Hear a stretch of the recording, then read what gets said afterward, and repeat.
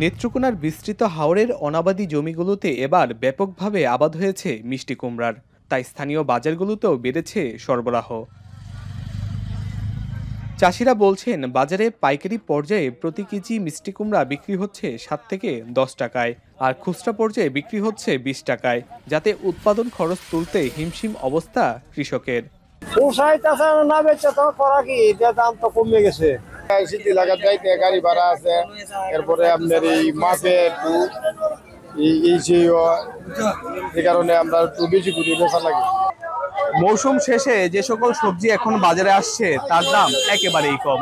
মূলত বাজারের চাহিদার তুলনায় সরবরাহ বেশি থাকায় মিলছে না দাম। এই পরিস্থিতিতে মাঠ পর্যায়ের কৃষকদের অবস্থাই বা কেমন, চলুন দেখে আসা যাক। হাওরের কৃষক মতিউর রহমান লালন চলতি বছর 5 বন্ধু মিলে 16 একর জমিতে আবাদ করেছেন মিষ্টি কুমড়া। গত বছর একই জমিতে লাভবান হলেও এবছর দাম না থাকায় ক্ষতির শঙ্কায় তারা।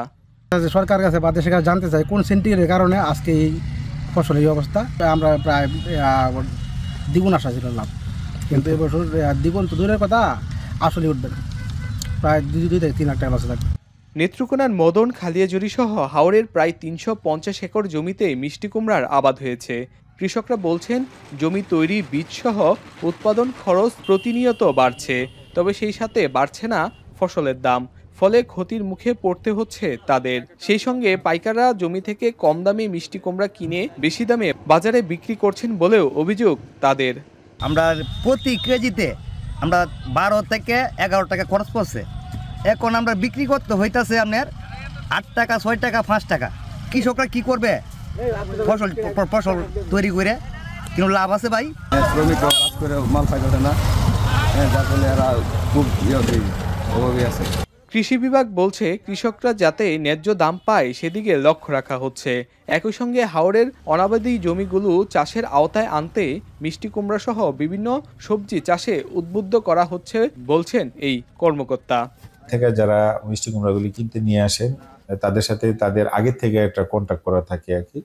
এবং সেই ক্ষেত্রে এখানে আসলে মধ্যসূত্রী অথবা সুবিধাভোগী নেওয়ার জন্য খুব বেশি হাত বদলের সুযোগ নাই। অনেকটা কৃষকরা সরাসরি তাদের কাছে বিক্রি করে থাকেন, এবং যারা এখান থেকে কিনে নিয়ে যান তারা হয়তো নেওয়ার পরে ওইখানে তারা ভিন্ন ভিন্ন বাজারে নিয়ে হয়তো তারা বিক্রি করেন, সেটা হচ্ছে একটা ডিফারেন্ট ইস্যু। গেল বছর জেলায় মোট 720 হেক্টর জমিতে মিষ্টি কুমড়ার চাষ হয়, যেখান থেকে উৎপাদন হয় 23,000 মেট্রিক টন মিষ্টি কুমড়া। রিফাত আহমেদ রাসেল, এখন নেত্রকোনা। সানবিট সব দিবে সামাল। সানবিট ম্যাজিক প্রেস ডিশওয়াশিং এর মাথা ঘোরানো সলিউশন।